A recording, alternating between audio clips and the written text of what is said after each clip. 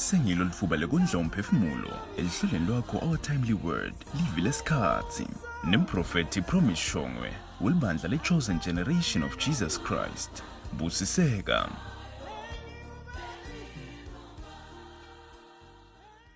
Labanengi abadi ukuthi le tinto letintsathu, the body, soul and the spirit, tinekudla kwato. Kwesibili abadi ukuthi kumele phinze umuntu kuyinsaya noma kungumsebenzi wakho ungumuntu kuhlolisisa kunakekeleka kwale tinto letintsathu letendaweni uphile. You are made up of these three things: body, soul and the spirit. Ngumoya, inyama nemphefumulo. Amen. Tonke le tinto letileta wena tinekudla kwato. Mane we become negligent sinaka kunye bese siyekela lokunye. Bese sekusenda ke siya contradicteka ke. We no longer know the results or lokumele kulandzele etukweni impilo tethu ngoba asimanage noma asimaintain into yini. Ngifuna nje ukukhuthaza umlaleli ekhaya ukuthi asewuke ukukhuthalele lokuthi nika isikhathi kulendzaba yakho yamoya. Lo moya wakho ngiwo lonemandla. Nasenda le research ngekwelivu laNkulunkulu kuyabonakala ukuthi nawunaka lo moya wakho, lo moya wakho nawunake wona unendlela yekuphinza unake tonke letinye tingcenye letakha wena ukuthi ube ngumuntu letimbili. Lo moya nawunaka lo moya netidzingo tawo unendlela yekunaka tonke letinye tinto letakha wena ukuthi ube ngumuntu. Unendlela yekwakha ukuthi ukhona ukusurvive lo mtimba nalo lokunye. Amen. Kana unaka lo mtimba lithi baphela umtimba unjani weak. Amen. Ubuthakathaka ude power ude authority kune ram longakhona lo mtimba ukukhulumela kiyo. Lokusho ukuthi nangabe nje wena uthi hayi mina ngiphila ngekudla amaseko lamathathu ngiyibambe lapho laba labadle labanake kudla amaseko lamathathu siyakhuthatha nako lokho, but ungayami kiko kakhulu and forget ukuthi there is a spirit part of you which needs the word of God. Lo moya wakho udla phinza uphile ngelivi laNkulunkulu. Ngaphandle kwelivi laNkulunkulu ngeke uzukhona ekufanishini. So bantu abanengi they then tend to kusesakhele emakhaya sesi successful physically, sigcoke kahle bolebuli, but la moyeni siku zero account. Kungako Jesu ku Luke chapter 4 verse 4 uthi manje ke umuntu angeke aphile ngesingwa sodwa, kepha umuntu uphila ngawo onke mavi laphuma emlonyeni waNkulunkulu. Umuntu angeke aphile ngesingwa sodwa. Lokuthi ngeke uzuphile ngekwelusa emaseko lamathathu. Kuthi ngoba ngidla kahle ngidle emaseko lamathathu noma ngiyadla eksene mina ntambama. So guaranteed kuphepha ekuguleni nasetifeni nasekufeni. Amen. Still there is another part of you that needs God. Mina ke ngiyaye ngithi siyababona betingcingo labakhe tingcingo noma umuntu noma umuntu angaba creative kwani kulokuba creative wakhe kuloko la kwakhako wakhe indlela yekusihlale kumdzinga one way or the other. Kanjalo naNkulunkulu wadala abantu. Lesi iBhayibheli wadala abantu, created man unto his own image. Wathi asekwakhiwe abantu ngemfanekiso wethu. Lokusho ukuthi wathi nakabakha labantu ekubakheni kwakhe wase uyayihlanyela ingcenye lenguye letawugcwaliswa futhi inakekelwe nguye. Noma ungazama kwani kuthola letinye tetinto letawuvala lesikhala sakhe ngeke dzetenele nguye kuphela lotokhona ukugcwalisa akwenetise ngalendlela ofisa kunetise ngayo. Kungilapho ke la ukhanza khona kusinasifuna tinvo noma ufuna kwenta into letsite awusewude ipower neauthority yaleto nto leto. Yini you don't have God's backing, you don't have God's covering over your life. Nemhlaba ku Genesis chapter 1 verse 1 lithi iBhayibheli wawuhlane lelinganalutho and kwevakala moya waNkulunkulu hamba wathi asosifundzele bamabili. Genesis chapter 1 verse 1. Amen. In the beginning God created. Sifundzele. Ekuqaleni uNkulunkulu wadala lezulu nemhlaba. Amen. Qhubeka. Umhlaba wawulihlane lelingenalutho. Bomnyama babumbunye emanti nokujula kwawo. Moya waNkulunkulu abehla enyuka ahamba etukemandi.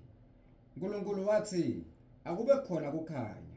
Kwaba khona kukhanya. Amen. Hallelujah.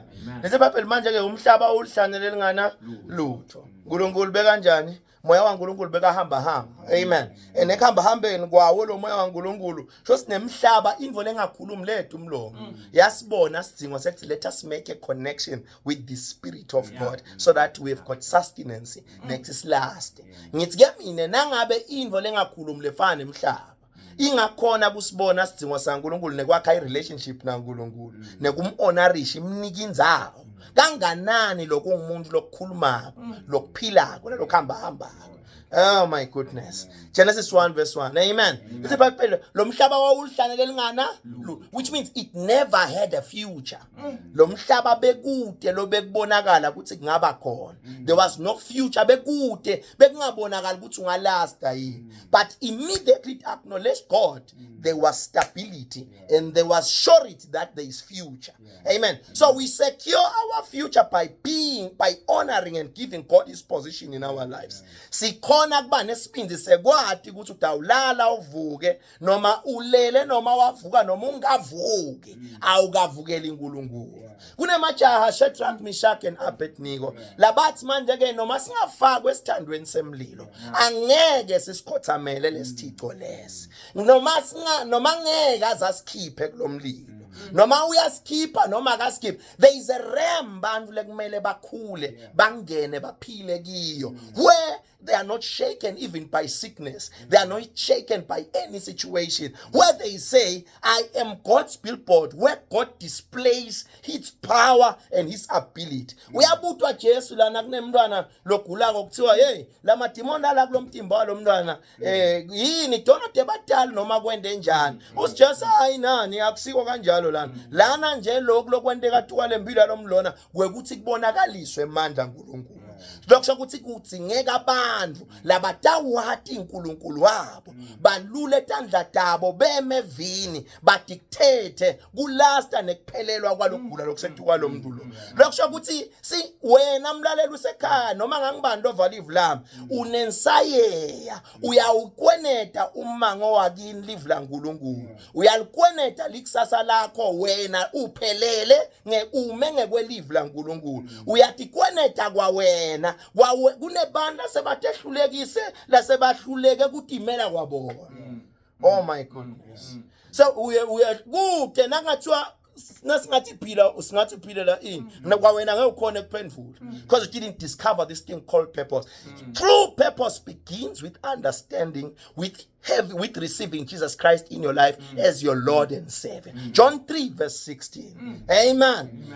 For God so loved the world so much that he gave his only begotten son, that through him men shall be saved and they shall have life. Life, not just life in abundance. Read for us, my brother. John chapter 3 verse 16. Amen. For God so loved the world so much that he gave his only begotten son. Amen. That man can have everlasting life. Read for us, my brother, the short version. uNkulunkulu walithanda live kakhulu kangaka ukuthi wadzima nto wanikela ngemvuthana yakhe lekuphela kwayo kuze kuthi noma ngabe ngibani akusebenzi isibongo akusebenzi connection akusebenzi ini njengemhlabathi nawo wanikwa lithuba lekusibona sidingo saNkulunkulu kuGenesis 1 verse 1 nemuntu indalo lokhona ukukhuluma nekambahamba kunikiwe lithuba lethi kungatakela kungasibona sidingo saNkulunkulu nakulana uyavedwa Jesu kuthiwa noma ngibani lokholwa kuye angeke abhubhe udaba nekuphila phakathe. Oh my goodness. Uphinde sifunzele. uNkulunkulu walithanda live kakhulu. Kangaka ukuthi wadzima nto wanikela ngemvuthana yakhe lekuphela kwayo. Kuze kuthi noma ngubani lokholwa ngiyo angabhubhi kodwa abe nokuphila lokuphakathe. Amen. So which means there is still future whether uvangathi uyabhubha noma sobhubhile noma usatawubhubha noma usaya kiko whatsoever situation you have it has got no permanence. You are the one that can determine how long can that situation last over your life. Nguwe ngekuthi uthathe isinqumo sekumukela Jesu angene enhlitweni yakho bese uhamba uphila impilo yakho ngekwelivu laNkulunkulu. Amen. Sengivala nje mlaleli ngidawuthanda kucela ukuthuma siphuma ku-Isaiah chapter 41 verse 21. Isaiah 41 verse 21. Senguvalelisa, amen. Let's get lithi manje ke, come now and let us reason together, says the Lord. Come now and let us reason together, says the Lord. Read for us, my brother, the Swati version. Isaiah 41 verse 21. Amen. Isaiah 41 verse 21. Amen. Simakathe uthi bekani indzaba yenu. Inkosi yakaJakobe ithi khulumani ukuthi niphika nithini. Khulumani ukuthi angathembeki kuwe. Manje awukhuluma ngani uDelive laNkulunkulu? Utawukhuluma uthi nje.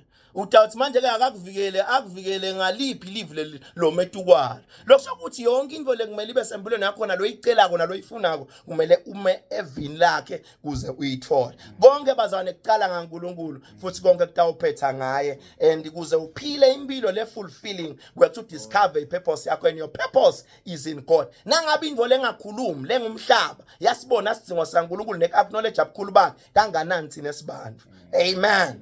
Ngawuthanda kupha umlaleli lithuba nalamuhla lethi akhone kusishayela kuze sibone ukuthi singathandazisana kanjani kule nkinga lanayo, nekukhuthaza nje umlaleli ekhaya ukuthi lanzeleni likhasi lethu la Facebook, ema details ethu atawulandzela nase liphela leli hlelo. Amen.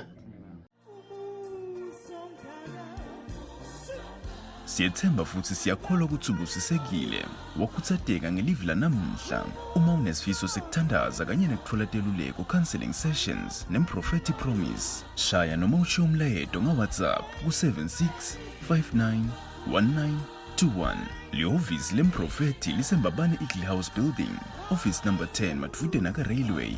Hlanganyela nathi eChosen Generation of Jesus Christ njalo ngelisonto kusuka nga10 ekuseni kuya ku2 emini. Libandla liseMbabane Hilltop ngemuva kwe-waiting room yaseMhlambanyathi. Kuva kabanti vakashela likhasi lethu kaFacebook Chosen Generation of Jesus Christ with Prophet Promise. Asihlanganyele kanye elihlelweni ngemsombuluko lodako ngesikhathi lesifanako. Hlala ubusisekile.